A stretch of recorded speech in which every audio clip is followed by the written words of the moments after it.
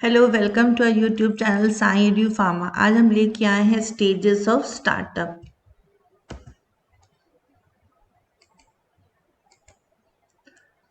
इसमें आज हम देखने वाले हैं फर्स्ट डेफिनेशन ऑफ स्टार्टअप, फिर characteristics of startup, what makes a startup unique, key success factors for startup and stages of startup. अगर आपने हमारे चैनल को लाइक शेयर एंड सब्सक्राइब नहीं किया है तो ज़रूर कर दीजिए। तो सबसे पहले हम जानेंगे कि स्टार्टअप होते क्या हैं।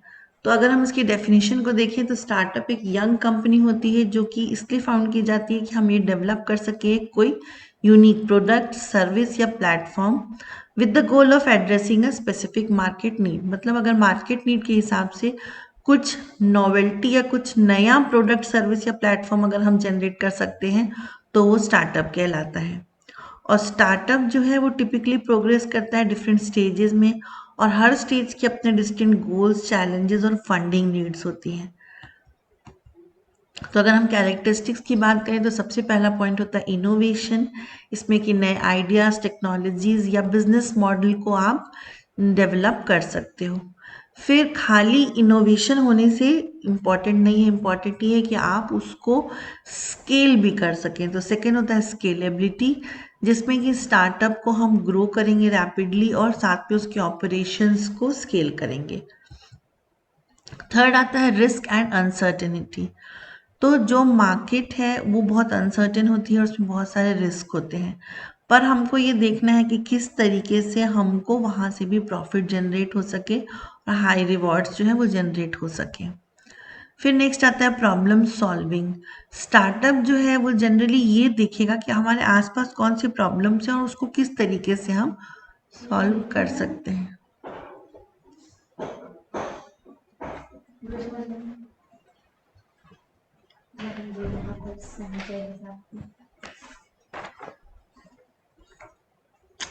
इसके लिए एक पहले लेटर लिखो, उसको वहाँ पर स्कॉलरशिप सेक्शन से साइन होगा, फिर इसमें साइन होगा।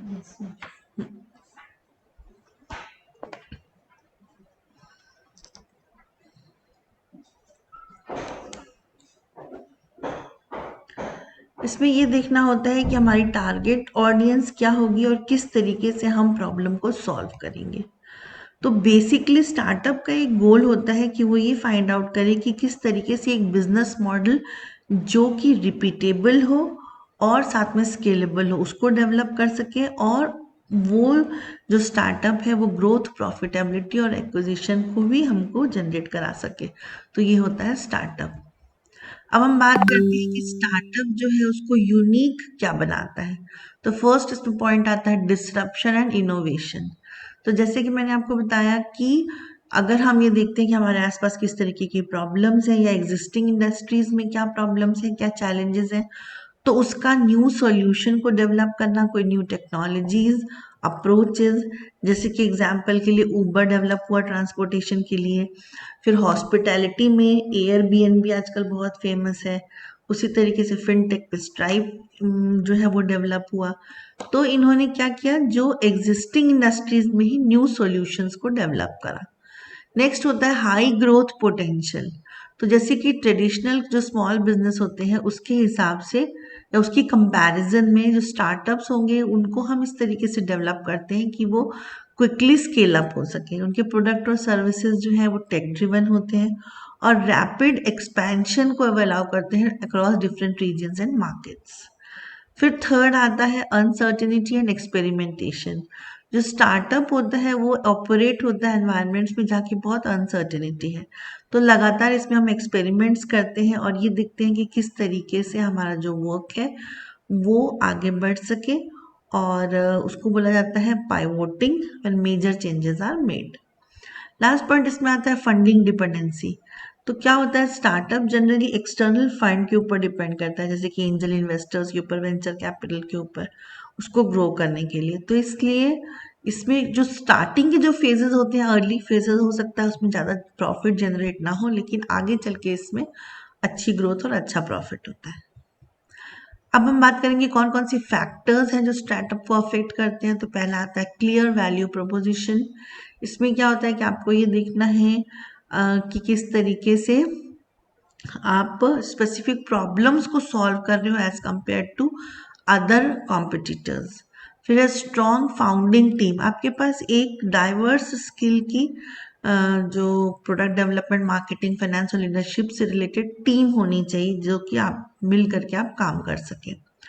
थर्ड आता है कस्टमर सेंट्रिक अप्रोच होना चाहिए, क्योंकि आपको ये देखना है कि किस तरीके से आपका जो वर्क है वो कस्टमर्स के लिए बेनिफिशियल है। उसके लिए आपको कस्टमर से रेगुलर फीडबैक भी लेना है सो दैट अगर कुछ कमी है तो उसको आप ओवरकम कर सके। फिर स्केलेबल बिजनेस मॉडल होना चाहिए, क्योंकि अगर आप उसको ग्रो नहीं कर पाएंगे विदाउट प्रोपोर्शनल कॉस्ट इंक्रीज तो फिर आपका वर्क जो है वो स्टार्टअप जो है वो सक्सेसफुल नहीं हो पाएगा। फिर आता है मार्केट टाइमिंग, आपको ये देखना है कि आप जिस प्रोडक्ट को लेके मार्केट में जा रहे हैं उसकी डिमांड हाई हो और साथ में इंडस्ट्री ट्रेंड्स जो है वो फेवरेबल हो। फिर आता है effective funding and resource management, ये बहुत ज़रूरी है कि आपको हर करेक्ट स्टेजेस में आप फंड को रेज कर सकें और साथ में कैश इनफ्लो को मैनेज कर सकें, क्योंकि जो फाइनेंस है वो बहुत इंपॉर्टेंट फैक्टर होता है स्टार्टअप की सक्सेस के लिए। अब हम बात करेंगे स्टेजेस ऑफ स्टार्टअप। तो बेसिकली 6 स्टेजेस होती हैं। फर्स्ट को कहते हैं आइडिएशन या प्री सीड स्टेज। फिर सेकेंड स्टेज होती है वैलिडेशन या सीड स्टेज। फिर अर्ली ग्रोथ, इसको सीरीज ए बोलते हैं। फिर स्केलिंग, जिसको सीरीज बी एंड बियॉन्ड बोला जाता है। फिर मैच्योरिटी एंड एक्सपेंशन, और लास्ट होता है एग्जिट, जिसको कि एक्विजिशन या आईपीओ भी बोला जाता है। कहीं कहीं पर 5 ही स्टेजेस दिए हुए होते हैं, मैच्योरिटी, एक्सपेंशन और एग्जिट एक साथ होता है, नहीं तो इन जनरल 6 स्टेजेस हम देखते हैं। अब बात करेंगे सबसे पहले आइडिएशन या प्री सीड स्टेज क्या होता है। तो बेसिकली आइडिएशन जो है प्रॉब्लम डिस्कवरी स्टेज को बोला जाता है। अब इसका क्या गोल होता है, तो बेसिकली इसमें आपको एक डेवलप करना है आइडिया और उसको वैलिडेट करना है। और वो आइडिया कहाँ से जनरेट होगा या कहाँ से डेवलप होगा, अपने आसपास आप प्रॉब्लम्स को देखिए, आपको लगता है इस प्रॉब्लम को आप सॉल्व कर सकते हैं तो उस तरीके से आप जो है इसमें आइडिया को एक जनरेट करेंगे। अब आता है इंपॉर्टेंट चीज़ कि क्या फोकस एरिया होगा। तो फोकस ये होगा कि आप जो मार्केट है उसकी जो गैप है उसको आइडेंटिफाई करेंगे और फिर ये देखेंगे कि किस तरीके से आपका इनोवेटिव आइडिया जो है वो एग्जिस्टिंग इंडस्ट्री में काम कर सकता है। अब बात करते हैं की एक्टिविटीज़ की, इसमें हम कौन कौन सी एक्टिविटीज़ करेंगे। तो सबसे पहले आपको मार्केट रिसर्च करना है, उसके बाद आपको प्रॉब्लम को आइडेंटिफाई करना है और एक सॉल्यूशन को प्रपोज करना है। फिर आता है कि आपको एक प्रोटोटाइप डेवलप करना है या मिनिमम वायबल प्रोडक्ट डेवलप करना है, ये MYP बहुत इंपॉर्टेंट है। फिर आता है कि आपको जो पोटेंशियल कस्टमर्स हैं उनसे फीडबैक लेना है ताकि आप जो आइडिया डेवलप करने जा रहे हैं वो प्रॉपर है कि नहीं, वो आगे स्केल अप हो पाएगा कि नहीं। इसके बाद आता है फंडिंग। कई बार स्टार्ट हम अपनी सेल्फ फंडिंग से करते हैं, हमारे पास जो पैसा होता है उससे स्टार्ट करते हैं, कुछ फ्रेंड्स फैमिली से लेते हैं या फिर एंजल इन्वेस्टर्स से हम लेते हैं। तो फंडिंग फर्स्ट इस तरीके से लिया जा सकता है। फिर कौन कौन से टूल्स हम इसमें यूज करेंगे, तो ब्रेनस्टॉर्मिंग होता है, मार्केट रिसर्च, कॉम्पिटिटर एनालिसिस, ये बहुत इंपॉर्टेंट टूल्स हैं जो कि फर्स्ट स्टेज में वेरी इंपॉर्टेंट है। इसका आउटपुट क्या होगा, तो आपको एक प्रॉब्लम सॉल्यूशन हाइपोथेसिस मिलेगी जो कि स्टेज 1 के लिए बहुत इंपॉर्टेंट है। अब हम बात करते हैं स्टेज 2 यानी वैलिडेशन या seed stage. Validation is MYP development, मतलब मिनिमम वायबल प्रोडक्ट, या आपको प्रोटोटाइप डेवलप करना है।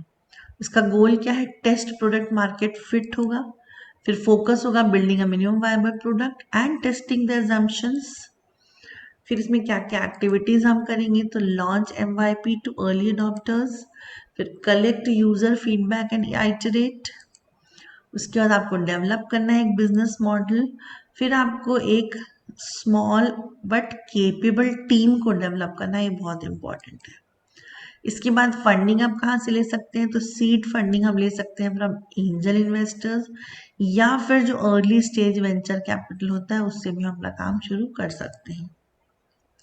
इस पे कौन कौन से टूल्स यूज होंगे, प्रोटोटाइपिंग, बीटा टेस्टिंग और कस्टमर फीडबैक, ये इसके इंपॉर्टेंट टूल्स हैं। और इसका की आउटपुट क्या है, प्रूफ ऑफ कॉन्सेप्ट और इनिशियल यूजर ट्रैक्शन। तो ये हो गया हमारा स्टेज 2 जिसको कि वैलिडेशन कहा जाता है। अब थर्ड होता है अर्ली स्टेज या सीरीज ए, इसका गोल क्या है? Scale the operations and refine the product. आपने एमवाईपी डेवलप कर लिया, अब उसको स्केल करना है ऑपरेशंस को और प्रोडक्ट को और ज़्यादा बेटर करना है। तो एक्टिविटीज़ में सबसे पहले एक्सपैंड द कस्टमर बेस, फिर optimise marketing and sales channels, फिर बिल्ड ऑपरेशनल कैपेसिटी, फिर स्ट्रेंथन द कोर टीम। अब फंडिंग कहाँ से मिलेगी? तो series A funding from venture capitalist हमको मिलती है। अब बात करेंगे स्टेज 4 की, जिसको कि स्केलिंग बोला जाता है या सीरीज बी एंड बियॉन्ड। इसमें हमको रैपिड ग्रोथ करना है और मार्केट का एक्सपेंशन करना है। इसमें आपका फोकस एरिया होगा expanding market reach and increasing the revenue. अब इसमें कौन कौन सी की एक्टिविटीज़ है जो हम करेंगे? सबसे पहले हमको एंटर करना है न्यू मार्केट्स में, then scale production and infrastructure, फिर aggressively grow revenue and user base, then strengthen brand presence. तो ये 4 एक्टिविटीज थी।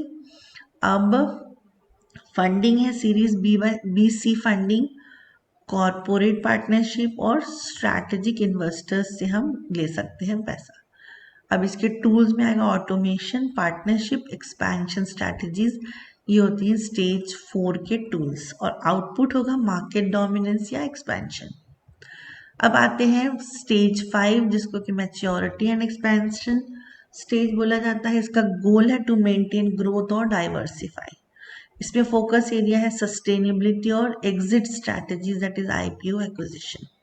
फिर की एक्टिविटीज में आएगा एक्सप्लोर मर्जर्स एंड एक्विजिशंस, मतलब आप और अपने से रिलेटेड जो उनके साथ मर्ज कर सकते हैं, उनको एक्विजिशन कर सकते हैं, टेक ओवर कर सकते हैं, develop new product lines, then expand internationally, then prepare for IPO और एक्विजिशन। फंडिंग है लेट स्टेज वेंचर कैपिटलिस्ट या फिर प्राइवेट इक्विटी या आईपीओ से हम इसमें फंडिंग ले सकते हैं। टूल्स है financial audit and strategic planning और इसका आउटपुट क्या है? Long term stability, public offering या एक्विजिशन। अब हम बात करेंगे स्टेज 6 यानी एग्जिट या एक्विजिशन और आईपीओ की। तो इसमें होता है goal to provide returns to the investors. इसमें की एक्टिविटीज है go public, that is IPO और get acquired, then distribute profits to stakeholders. इसके बाद इसमें आता है ट्रांजिशन लीडरशिप इफ नीडेड और फंडिंग आपको मिलेगी पब्लिक मार्केट्स या एक्वायरिंग कंपनीज से। So thank you so much. ये हमने देखा different stages of startups. Stay connected with Sai Indio pharma. अभी उद्योग महोत्सव 2025 होने वाला है 16 जनवरी को। तो अगर आपका कोई एक अच्छा सा स्टार्टअप है तो आप उसके लिए रजिस्टर ज़रूर करें।